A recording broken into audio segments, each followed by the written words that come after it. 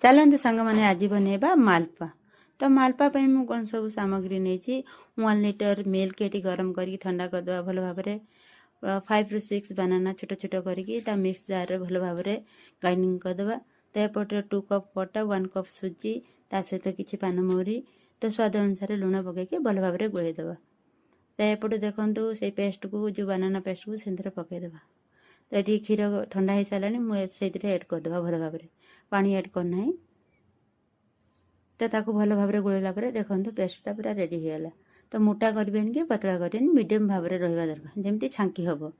तो एपटे किसी गुजराती गुंड पकई तो एपटे तेल गरम हो सारा छोट छोट करके मालपा को छांकीदे। जेहेतु मोर साइज है नहीं फास्ट टाइम तो एपटे सीरा रेडी हो सारा से सीरा मालपा गुटाक पकईदे। तो आपण मैंने तो सब मार्केट किणी खाऊँ थर घर बन खाँतु। जदि रेसिपीटी भल लगी निश्चित लाइक कमेंट शेयर करेंगे। तो ये मोर कौन मालपा भल भाव भिजिगला तो रेडी हो गला। चलते टेस्ट करवा।